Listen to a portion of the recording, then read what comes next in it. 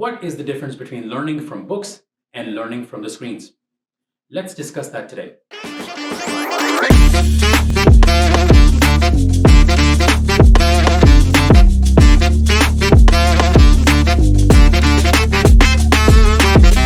Hey guys, I'm Dr. Singh, and in today's video, I will be discussing about the most common concern I get asked after my clinical examination. The typical scenario is that the patient, a child in this case, is doing a lot of screen time, whether that is in the form of schoolwork or video games or social, and parents are concerned about the excessive screen time their child is having. But they are unsure how this may be impacting their growth and in particular, their vision. There has been a lot of studies done that discuss the effect of time spent on screens and the impact on the child's development. Canadian Healthy Infant Longitudinal Development Study, aka the CHILD study, found that increased screen time in preschool kids is associated with worse inattention problems, which means trouble paying attention to details, easily getting distracted, trouble organizing and finishing tasks, and often forgetting routine chores. In a University of Michigan study, it was shown that with excessive use of screens and electronic books, the collaboration and verbalization between parents and toddlers were lower. The study also noted lower quality of interaction between parents and child. Now guys, we all know parent-child interaction is the key in the development of your child.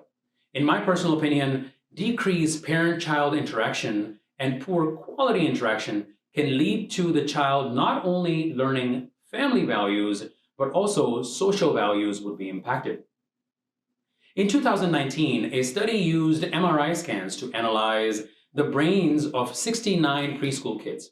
The analysis showed that children who used screens more had less developed language and literacy skills than those who used print. Another 2019 study from University of Calgary showed that children with higher than average screen time for their age group were slower at reaching key developmental milestones, such as walking the stairs or putting on their own clothes by kindergarten. Adolescent Brain Cognitive Development Study, aka the ABCD study, showed direct association between higher digital media use and lower ability of visual processing, memory, and attention, and with higher levels of behavior problems reported by parents. Studies have also shown exposure to screens before bedtime can cause sleeping issues. Taking longer time to fall asleep, reduced next morning alertness, and reduced melatonin secretion are just some of the effects such technologies are having on sleep performance and overall health. Let us now discuss the effects of screen on your child's eyes. Excessive screen time has been linked with increase in myopia or nearsightedness. In clinical practice, I not only see a lot more kids needing vision correction, but I also see eyeglass prescriptions changing a lot faster and with a lot bigger increments. Number two, dry eyes. In my clinical practice, by far the top concerns for kids. Guys, remember, kids don't know what dry eyes are, which means we as parents need to be aware of the signs and symptoms of dry eye and always be vigilant for any of these changes in our kids' eyes. Screen time also has been linked to blurry vision, headaches, eye tracking, and focusing issues.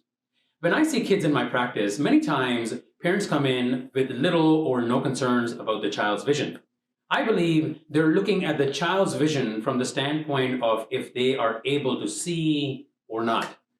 Probably the most important takeaway from this video is this next point I'm about to make. So listen up. Be aware and mindful of how the overall visual system is working for your child. Discuss with your child's eye doctor whatever symptoms you are seeing at home and school, even if you think they are minor symptoms and not a big deal. These symptoms include excessive blinking or squinting their eyes while trying to see something, tilting or turning their heads while trying to see something, holding things very close to their eyes, getting up and going closer to the TV, inability to read or focus on reading material, or if they're avoiding certain tasks. If you notice low attention or inability to concentrate on tasks, This is also a crucial symptom. Missing words while reading, flipping letters while reading, for example, if the child says B instead of a D. Poor comprehension, watery or itchy eyes, and school performance. Stay in touch with their teachers and discuss with them your child's performance at school.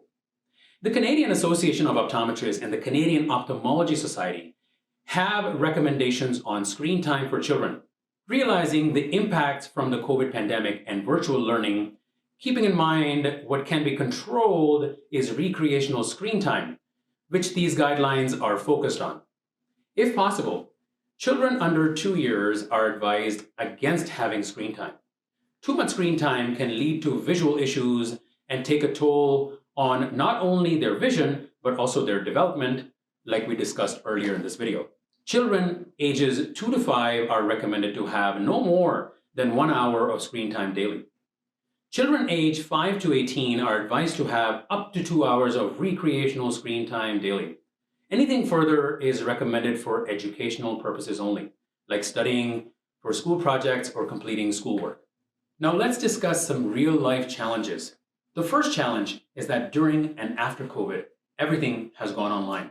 So kids work on the screens in school, at home, and when they have some free time, they want to do more fun and social time also on the screen.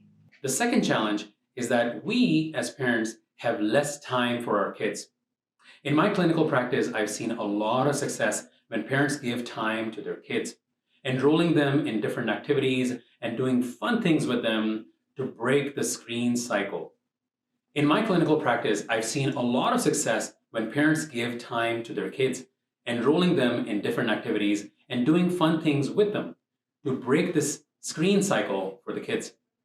Challenge number 3 is kids see parents on the phone and they want the phone and other screens. Guys, the FOMO is real. In my clinical practice, I have seen when parents take the time to spend time with kids doing activities not involving screens, as well as enrolling the kids into activities and sports that keeps them busy. The screen cravings are definitely lower. Not only are we building a better relationship with the kids, but this also helps their overall health.